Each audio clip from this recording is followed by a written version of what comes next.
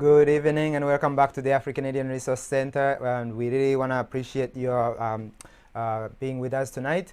As we do every night, we would like to remind you that the AfriCanadian Resource Center, which is a platform that is designed to provide you resources to get you within the African Canadian community, where we want to be able to actually connect the existing organizations and provide resources, but also let people know who are the members that are on the ground doing work, whether you're a non-for-profit, a leader, or a business. This is why we're here. We're working to create a platform that will provide different kinds of resources, including funding, or at least access to funding as well, to let members have an understanding of the community overall. This is more for everybody, for African Canadians, but also for other Canadians who are interested in knowing the work that is taking place in the African Canadian community. Today we're going to be talking to a member of the Black, it's African American Canadian member from Edmonton, Alberta. This is a leader of an organization there that is actually received funding from the government to run some of the activities in response to COVID. And one of the things that we focused on in our interview was about the experience of Black Canadians. This is she's a member of the Canadians, the African Canadians that came to Canada in the 1800s as free men from the Americas, from the United States. And she talks about some of the experience that community has gone through, but also what role we as African Canadians that are new to Canada, first, second, third, and obviously immigrants, first, second, and third generation, and also immigrants, what our role, or at least what we can do to sort of join hands and work towards the same goal of creating a more perfect Canadian experience for everyone. So we'll have that interview shortly, but in the meantime, as we always do, we do have some updates on news, and mostly we're talking about COVID. And today we had some new updates from the government of Ontario. Obviously, if you are watching a premiere, as he does most of the days, he talked about some of the new changes along with some of the hospital officials, and we're going to share some of what was talked about. Says that Ontario says it's introducing a new set of specific criteria for imposing anti-COVID-19 measures in different regions. And as the province reported a record high of 1,050 new cases of the illness on Tuesday, obviously, this is the highest we've ever been as far as a number. Last time we reported, I think, 1,000 I think it was 2 weeks ago. We've never gone above that number until this number here at 1,050. So this is definitely getting crazy as far as the numbers are concerned. Says on November 7, Ottawa, Peel, and York region will move out of the modified stage 2, which means gyms and indoor dining will once again be permitted with capacity limits, of course. That's good for Ottawa, obviously. Peel, which is again where I'm from. So for those of you who are interested in going to dine out, going to bars, I know a lot of people really have been restricted as far as that, and they don't like it. So let's hopefully get people back to the norm. Well, not norm, but at least stage 2, you can go out and chill with your friends. Also says that the same will happen in Toronto a week later on November 14th. Again, this is good. I think looking at the numbers and looking at the fact that now we are opening the spaces again, you obviously wonder why are we opening the spaces if we are still getting high numbers. But I think also from what we've talked about, and I think these are discussions that are happening everywhere, we understand that yes, there is measures, but also there is life that has to go on. And I think leaders, officials are sort of beginning to understand that and figuring out a way to operate, to allow the economy to operate, but also to continue the measures. The new framework outlined by the public health officials at the morning media briefing is based on 5 categories that are all corresponding to different colors, where the prevention, which is green, is described as restrictions in these categories reflect broadest allowance of activities in stage 3, absence of a wide available vaccine or treatment. The province say in the document that was provided to reporters earlier today, says in the second one, or the protection or protect, which is yellow, it means enhanced targeted enforcements, refine and enhanced education to limit further transmission, once again specified in the document that was provided earlier to the reporters. And the other one, and the third one says restrict, which is in orange. It stands for implement enhanced measures, restrictions, and enforcement, avoiding any closures. That is definitely something that we probably looking at right now. I think that's the area where we are. And then of course the fourth one, the fourth one here is the red, which is restrictions are the most severe available before a wide-scale business organization closures. The document says, in essence, this category represents a return to the modified stage 2. And the last one, which is the lockdown, which is obviously where we've been, is the gray, which this will likely coincide with a declaration of emergency in the province, and will include a return to stage 1. We think we have gone past all of the stage 1. Obviously stage 2, we're coming out of that as well. So going back into avoiding any closures is probably where Ontario, or at least Toronto, is looking at. So I just wanted to give you that brief, because that's what was described in the news briefings earlier today. And for those of you who are interested, obviously go to their website, believe on Service Ontario or the Government of Ontario. You can find as much information on that. And obviously, if you're wondering what level, what stages you're in, where you are, different cities, check it out. Obviously, we're looking at Ontario, we're looking at Toronto, but we think also if you look into different areas, if you're from Quebec, for example, or Edmonton, which is where our guest from today is from, you should be able to find officials, or at least areas where you can visit and learn more about the current updates as far as COVID measures, current COVID updates, as well as what to do during the time that we're in, wherever you are, or whatever stages you are in your city or province. So that's the updates for COVID-19 today. We are going to go for a commercial, and then when we come back, we are going to bring you the interview we had today with Deborah, who is a leader of an organization out of Edmonton, Alberta. Deborah is also a member of the Black community in Alberta. A member of the first African Canadians who arrived in Edmonton in the 1800s. So my conversation with Deborah was actually just very interesting for me, because I don't get a chance to actually talk to Black Canadians from that perspective, to really understand not only the challenges that they go through on a day-to-day basis, because now I say they, but it's really us, because now the Black Canadian experience is sort of mixed, is very diverse.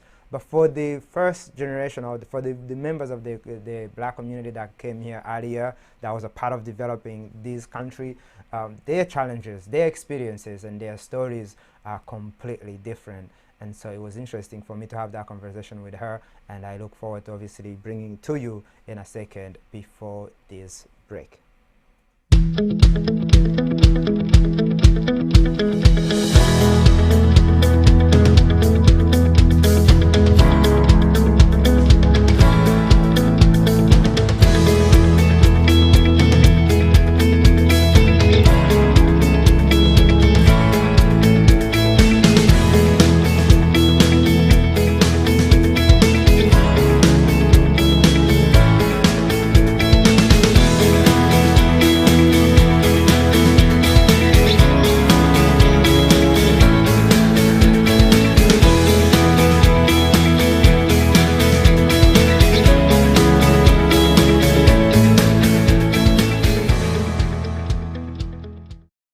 A message from the Government of Canada.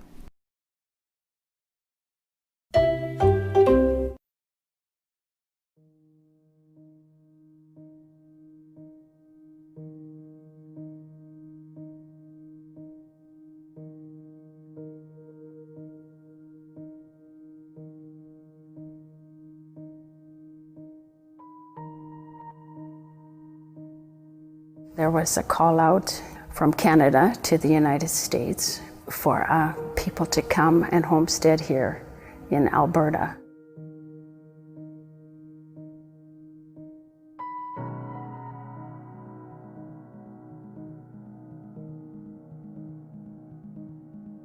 They put us in places where they thought we'd never succeed, in the small settlements, but in spite of, we succeeded.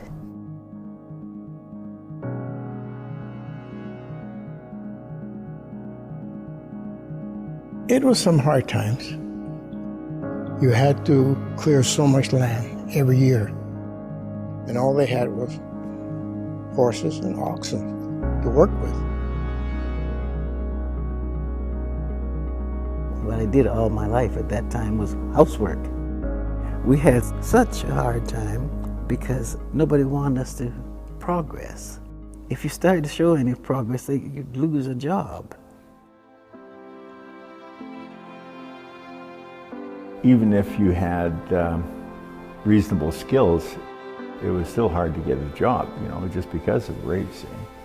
I think for us, it's part of our lives, right? It's part of what makes us strong people.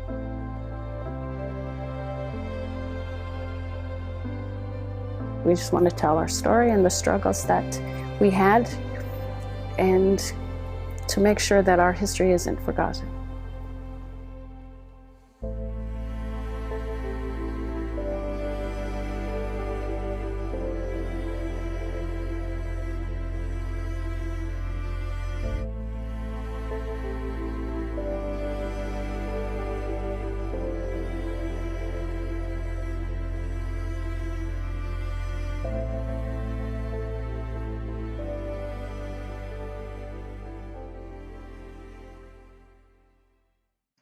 All right, Deborah, thank you so much for joining us at the AfriCanadian Resource Center. Welcome. Thank you for having me today. Yeah, we really appreciate you. We've been looking to find members who are actually receiving the current funds from the government, and you're one of the organizations that actually was able to get those funding. And we wanted to talk to you and know more about your organization. But before we get to that point, let our audience know who you are and what you do. All right, so my name is Deborah Dobbins, third generation African-American Canadian Albertan. Grandparents came from the United States, both sets, in the early 1900s to help settle Alberta. I am a mother, grandmother, married, sibling, and I'm also one of the founders of Shiloh Center for Multicultural Roots, a not-for-profit organization focused on the African-American Canadian Albertans descendants here in Western Canada. And we work at making sure that our people are included in all of the actions and activities here in Canada, and we want to make sure our history is recorded and also taught in the schools here throughout Canada. When was this Shiloh Center found and established? We officially started in 2010, the 100th anniversary of the first Black church in Western Canada, Shiloh Baptist Church, and we went on from there. Okay, so for me, as a most recent arrival African Canadian, I've been in Toronto for 20 years, trying to understand the experience of Black Canadians. What can you say, or what can you tell us as newcomers to Canada, as far as the challenges that we're trying to solve in the Canadian society? What would your advice be for us as we try to obviously join hands and create a better Canadian experience? I really think that all of us, especially the African diaspora, need to know the history of the people that were here before other African communities joined Canada. So we've been here over 100 years in Western Canada. And Western Canada and Eastern Canada, two different historical journeys of the Blacks. So it's important, at least here in Western Canada, that newcomers, be it after 1950, newcomers know that history, that there's been a Black presence here ever since the formation of at least from the prairie provinces. And we've been through all kinds of struggles because they didn't want us here in the first place when we first came to Canada. So we came as free people, we were invited, but we still face that discrimination and marginalization that has been here forever. And we want other people to know the visible minorities to know that there is a way to be counted. We are just the same as other Canadians, and we should be treated with equity. And anti-racism should not be even a part of the conversation because we're all Canadians. Absolutely, and I think that's the challenge. And for me, obviously, one of the things I've done over the last few years is try to understand the Black experience, especially your generation that was already here from day one, but also understand that challenge along with the Indigenous challenges as well. Because I feel like when we come in and we try to build, of course, for me, I'm focused on looking at the continental African Canadians because there is a need that is being avoided. There is a void that needs to be filled. But as long as if I do that without reaching out to organizations like yours, I feel like it's almost like putting water into one bucket, taking it from another. I feel like there need to be a collaboration between us. And so I really appreciate you giving. I know it's a brief history, but at least it's something that some of our audience can start from to sort of dig deeper. Totally. I know the Indigenous people, of course, the Turtle Island has been here. And then it was Confederation happened and things. So they've been through everything that we have been through, that we are going through. So there's a great a parallel between our cultures in many, many ways. And it's important to acknowledge and honor the Indigenous struggles and their achievements so we could have those achievements. We're kind of standing on their shoulders, and then together, all of us, we can get that equity that we deserve because we are all part of one country. Absolutely. And talking about that point, the idea of diversity, the idea of inclusiveness, obviously that's a part of your mission as you talk about blending genres of arts and other key talents. Tell us more about that. How has that experience been for your organization, trying to use art and trying to use different talents in the community to actually achieve, or at least educate and honor the roots of African Canadians? So we have to not just educate others in the community, but also our own people. And so we've been doing a lot of activities and events over the years to at least make the awareness that we are here. We have been here. We've done gospel concerts. We've done jazz cafes. We've introduced people to our music, our foods, dramatizations of our history, our artwork. We've worked with the Indigenous people and put on events that show. One event was called Biscuits and Bannock. So bread is the same, art is similar. So we've been trying to educate our people and also the community about our culture.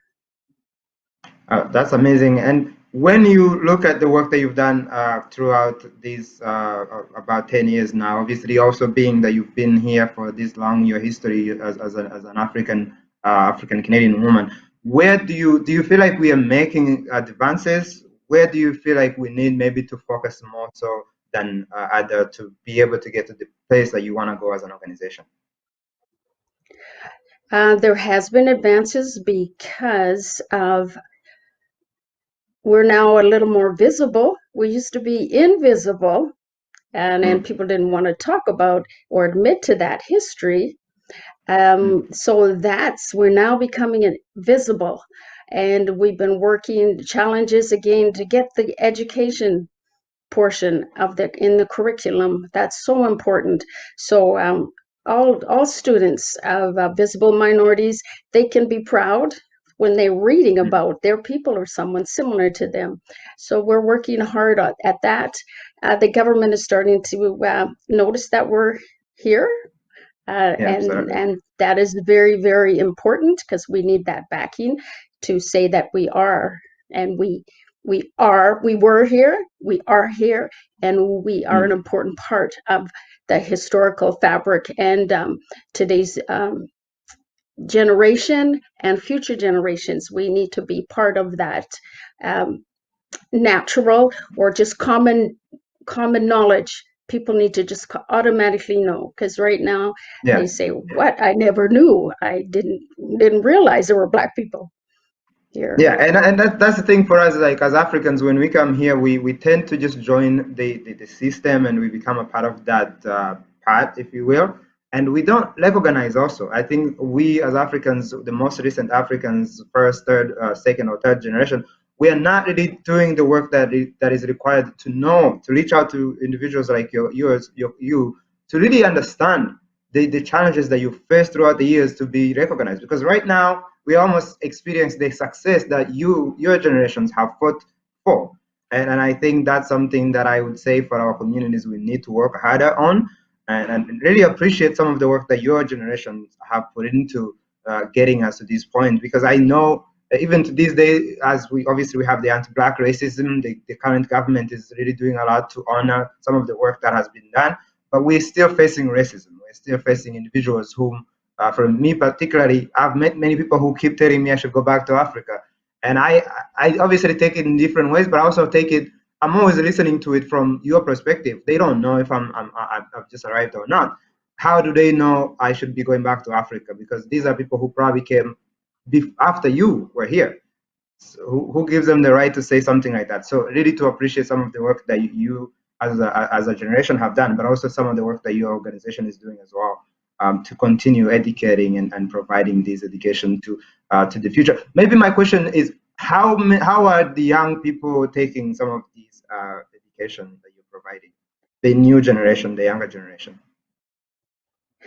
The African American Canadian descendants, they are just starting to realize the importance of knowing their history and identifying with those who came before them. And we are now seeing more interest in young people taking pride in their roots.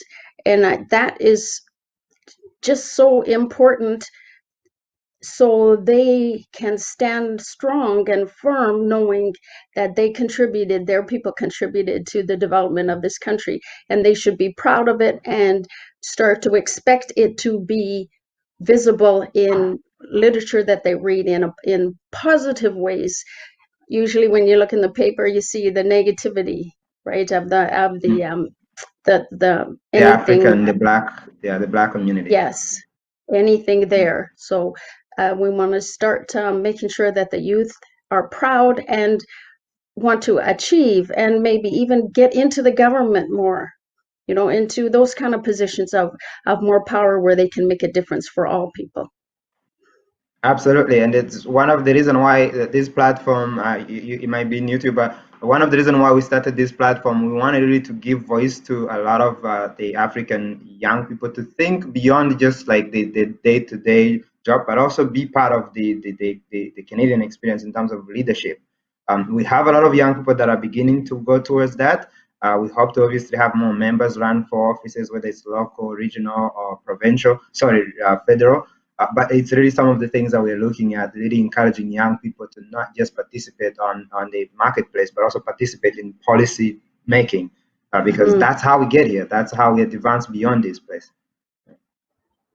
Yes, and I'm looking forward to the day when the Parliament will be full of all that they represent here in Canada. It'll be wonderful.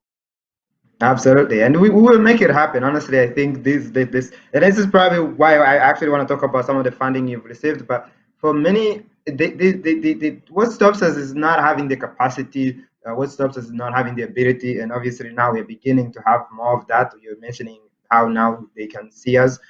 Talk about the current funding that you have received from the Red Cross through the government from the government of Canada through the Red Cross.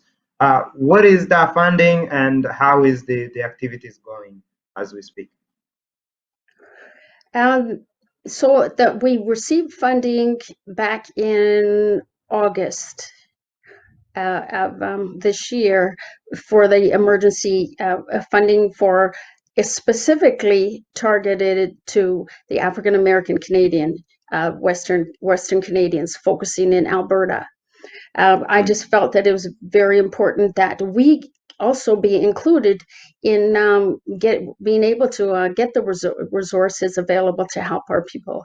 Our people are very proud people. They want to do things on their own. They don't want to rely just on the government for funding and things. So I thought it was important that we are able to reach their needs, be it groceries, household goods, transportation, school. We got Chromebooks and recreational activities and things like that for them as they're struggling, especially during the isolation times. We're finding we're near the end of that funding. It's ending in end of November. We've applied for the second wave and also for the extension, because now our people are saying because of the lack of jobs or hours, their hours have been cut back and those kind of things, and then the kids are being homeschooled. Isolation for the seniors, they can't physically be with their family. That's continuing, and it's even escalating. So we're hoping that we will continue to be able to serve them at least through the next phase of the granting through to mid-February. More and more people are reaching out to us for assistance because they're in arrears with their rent or bills, and we're trying really hard to be able to help them take that edge off a little bit.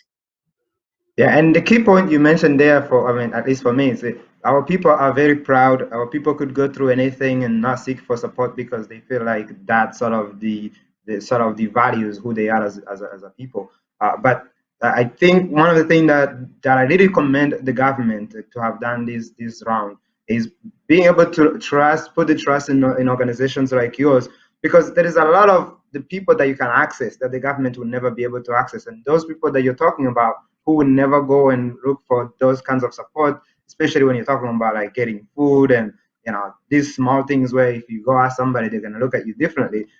Just to be able to trust organizations like yours to do that is really something that I really commend the government to have done. And maybe my question to follow up on that is, do you, like, when you look at the numbers of our people, the African, the Black community in Alberta or in your community where you are, compared to the rest of the Canadian society, do you see a difference, or do you even have the numbers or data on that? Any idea on that? I'm not a statistician or anything like that, so I just focus on the people, not so much the numbers, but I just know by the number of calls into our hotline and the requests, I know our group of people that's expanding, and I'm reaching out. I'm seeing more diversity of the calls that are coming in, and the descendants. I know, I'm learning to know who they are here. The numbers still, of course, there were less than 2,000 African American Canadians that immigrated in the early 1900s. So from there, that number is totally small compared to the visible minorities that have come in since the 50s. So we are a small, little, unique group compared to the vast number that are here. But still, we still should be counted and be valued just like everyone else. So that's really important, and we're very thankful and grateful that we were able to secure funds for our people. It's not like we go to the individual families and they say what they need. We also have a pantry, that we can do for the basic needs, but it's not just, oh, here's a box of something, or here's this. They may not need that. So we really individualize the services that we can provide for them. Yeah, and I know I've seen the importance of that even here in our community in Toronto. We do that. We've got a lot of organizations that receive those kinds of funding, and it's just, again, it's the silence, it's the pride that people will never tell you what's going on, but because you're in the community, you know who you should reach out to. At least somebody tells you, what, reach out to that person, reach out to that person. And the government or anybody else from the outside will never know who to reach out to. And so to have organizations like yours doing the work, being on the ground, is important. It's crucial during this time, during COVID. And I really hope that you get the second wave, and I'm sure you will. Looking at the some of the responses, let's hope that they decide to, because I think once you have done the work, it's easier to go back to the organization that's already know what they're doing, right? Yes, that's my hope and my plan, that we'll be able to continue to help our people. It would be a shame that all of a sudden we have to stop, right? Because we're a Yeah, and small organization, yeah. so we don't Maybe have those tell us more resources. about. Yeah, sorry. Go Sorry. ahead. Finish your point, please.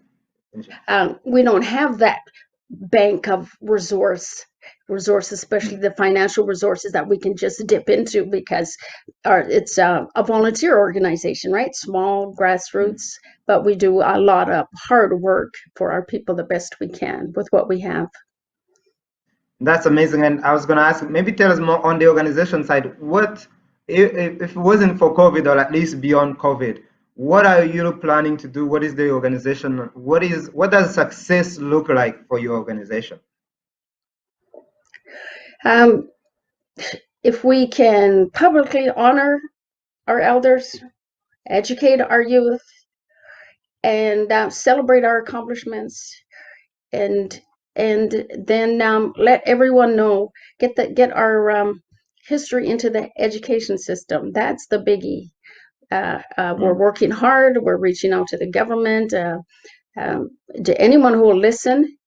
We were able to get a showing at the museum, Royal Alberta Museum, for a 2-year showing of displays of I Am From Here, talking about the settlers. That's finished it's finished now, but we want that to continue, so the city of Edmonton and Alberta and Canada can see that rich history, and then some of the people and accomplishments that are still going on now with our people. And when you talk about reaching out and having, especially on the point of honoring our elders, one of the challenge that I've had, I'm from Rwanda. I went through the 1994 genocide against Tutsis. I don't know if you know much about that, but my challenge, and I think it's a generational challenge for us, is when we come to diaspora, when we are here in Canada, really finding those elders to go to for mentorship, go to in terms of like, where do we go from here? Especially for many of us, a lot of our people were killed. So it's like, it's very challenging when you're in diaspora. There is not that many people to reach out to. And one of the things, I've done a lot of research to find the people that I can actually like call or consider like mentors and elders, even if they're not from my community. How do we go about, and maybe that's part of your service, how do we go about actually understanding? And because I feel like there is a disconnect between the current generation and your generation, the generations that came before, as to like, I think the original mission, which is what everybody was always on, especially, for example, in America, the civil rights movement, and in Canada, obviously, the movements were different and the work was different, but it's still the same as far as advancing our people. I feel like at some point people sort of give up. Some people leave and go into like making sure they can take care of their family. How do we actually find these elders? Because to me, these are also resources that we need as young Black Canadians. How do we find these people that we can actually go to and sit down and really listen? Like, I would love to sit down and listen to you about your experience and your history in Canada, but how do we actually do it intangibly, where it's not something that is done at an event, but it's an ongoing program that people can actually tap into? I know we did a human rights project a couple of years ago, and it resulted in a documentary called We Are the Roots. And it has second and third generation descendants. A couple of those people, well, many of those people are still alive, including 2 101-year-old elders. But just that documentary will give you that history. And we also try then to have events that honor our elders and have them present when COVID isn't alive and not well, but have them present and let them give gems of wisdom to our youth.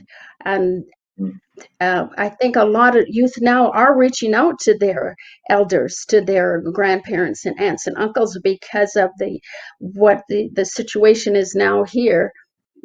Well, coming from the States into here, but even though it's always been here, the racial undertones, and now it's very covert. They are now reaching out and wanting to know about their past and how we can then move forward.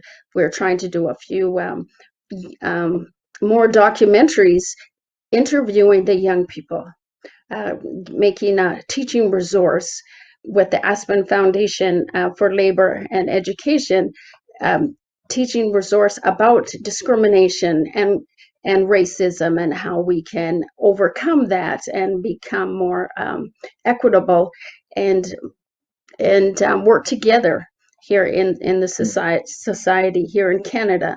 So we are trying to do projects with the youth, for the youth, having them go back in their history, and then how we can move forward as a country. Yeah, that's amazing, and I hopefully we can connect after this and really see. For me, I have a background in film production, and it's some of the work that I want to do. I have a project that is coming up over the next 2 years where I want to actually do. I'm doing what we call Ironman triathlon. Is I'm running, cycling, and swimming from Vancouver to Nova Scotia, then to Mexico, to raise awareness on the development of African Canadians.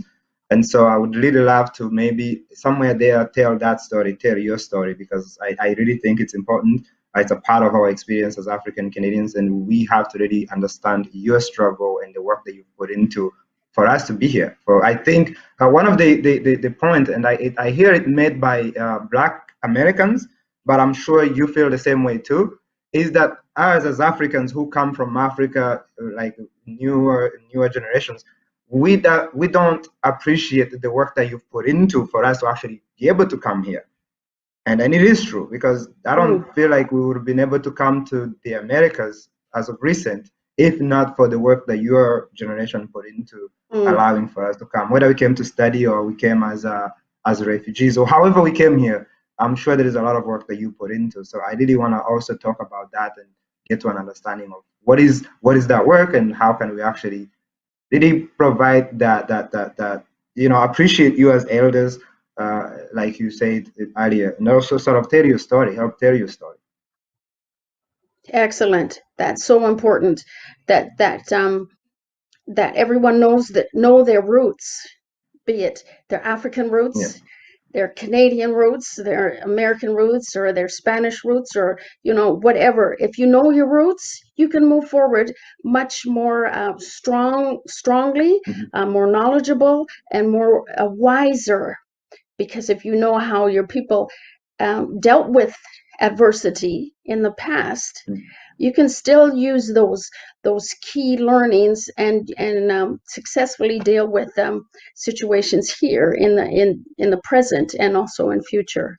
So yes, connecting your roots is so important wherever you are living. You're absolutely right. Absolutely, and also recognize that yes, some of there is also some mistakes that were made. We all make mistakes, so some generations made mistakes. If you don't know your roots, you won't even know those mistakes, and you're sort of doomed to repeat it.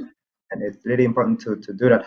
Where you talked about that documentary, where can people find that documentary if they wanted to watch it?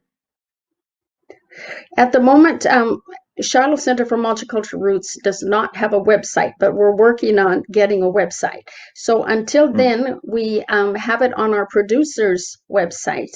The person that helped with the research, and also she put the documentary together, baileyandsoda.com.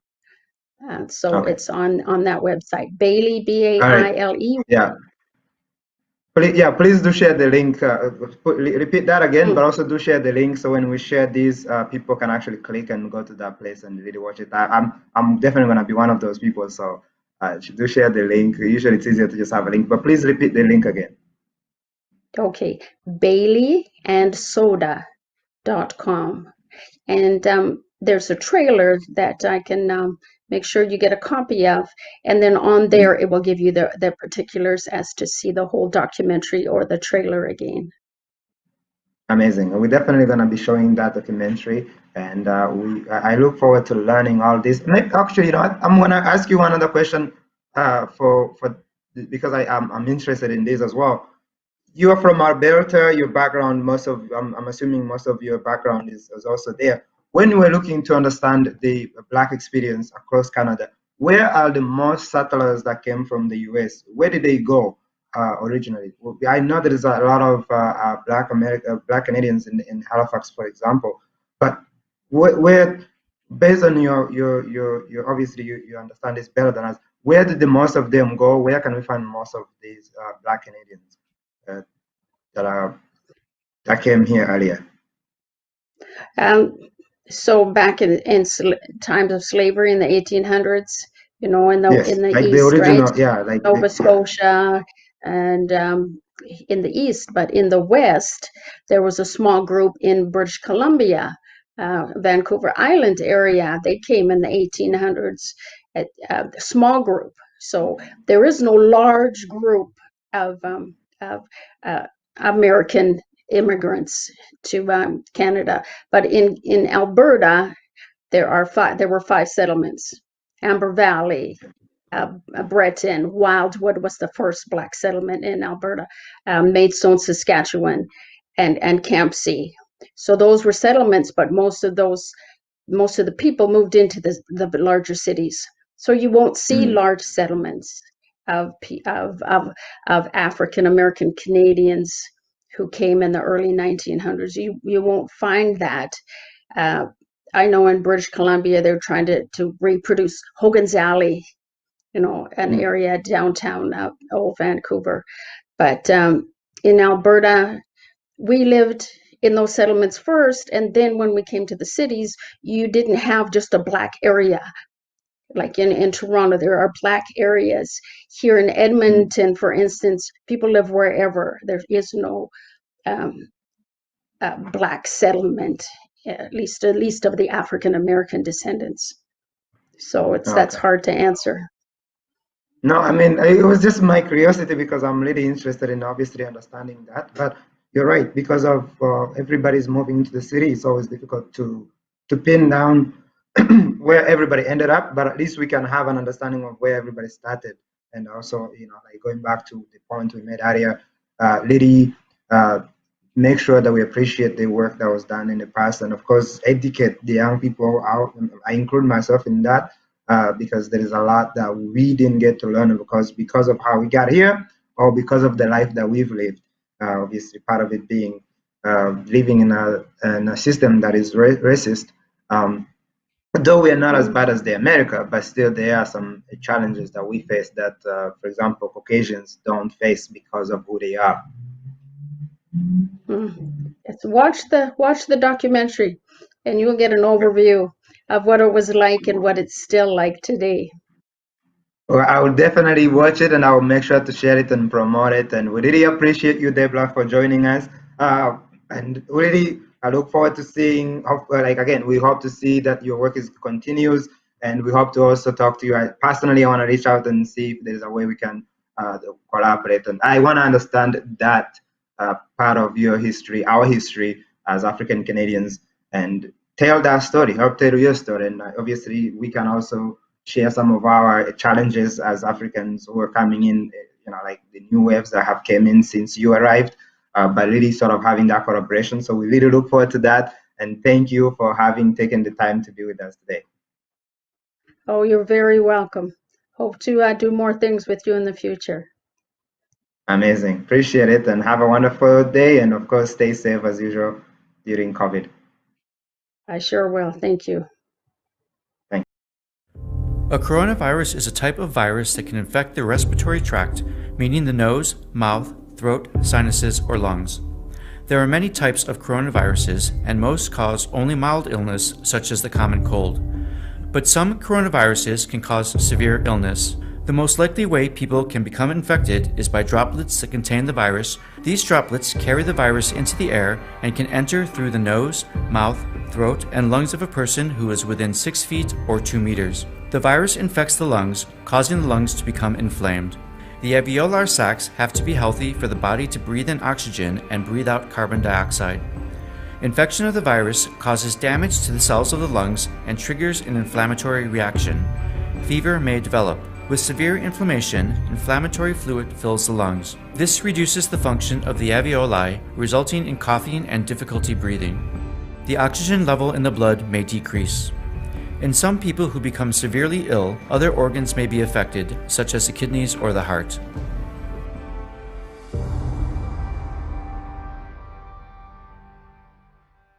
All right, so today, as we spoke to Deborah, I wanted to challenge a couple of people. As African Canadians, one of the responsibility that I think we have is to also acknowledge the work that has been done by people who we found here. And I wanted to challenge the immigrants, African Canadian immigrants, challenging first generation, second and third generation, and any other groups of African Canadians who do not understand, or at least who want to learn more about the experience of Black Canadians. I want to challenge you because speaking to Deborah today about who is an African Canadian who came here from America in the 1800s, to understand the challenge and the struggle that they have gone through, they went through, the work that they continue to do to this day. And then, of course, seeing the successes and some of the successes that we are now being a part of, sort of participating in the anti-Black racism, being able to access funds that are allocated to Black communities. These are works that people have fought years and years for. And I think for us as diasporians, the Africans who are new to the experience of Canada, the first generation immigrants, one of the things that I've noticed that we do is when we come in, we become a part of the system, and rightfully so, we should be, and we are, and it's good because we have to contribute. But what we tend to not do as much is partner with Black communities, Black organizations, and really look at what they have gone through and understand what they have gone through. The same way we are trying to understand the Indigenous experience in Canada, we need to also understand the experience of Black Canadians. Where they came from, like, really sort of, and we do have a documentary that we're going to share with you about these Black Canadians who are in Edmonton, Alberta, who sort of lays out some of those details, like the discrimination that they went through, the fights that they had to go through to this day. I think many of us do not understand that. I think many of us sort of come in and join hands with the current governments or the governments that are in power and the systems that are in power, and we want to be part of the melting pot, the Canadian experience, and that is good. Honestly, I encourage all of us to do that. That's why we're here. That's why the AfriCanadian Resource Center is here, to be part of the experience, to be part of the policy making, to be part of the business, to be part of community organizing. But let's not forget that the reason why we're able to do this, the reason why we're able to participate, is because of the work that was put forth by people like Deborah, who we spoke to today. And so I'm challenging you as an immigrant, as a newcomer to Canada. I'm challenging you as a first generation, second generation, third generation, whatever. If you do not understand these experiences, dig deeper, learn more, find a Black Canadian, not the Black Canadian, the new communities that are here, but find the original Black Canadians that were here, who helped to form the Canada that we know. They are not different from the Canada that we know. They got here before most of the Europeans that are here, meaning they are a part of the development of this country.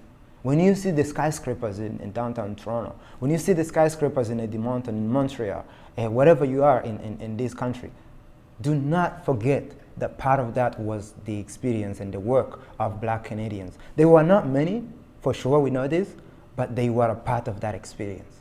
And so I think my challenge to many of us, I'm including myself in this, because as I was speaking to Deborah, I really realized how little I know about these communities. I'm challenging us to go find these people, the elders, the young, all of the people that we have not connected with. Go find them, talk to them, learn more about the African Canadian experience from the people that got here earlier than we have. Thank you.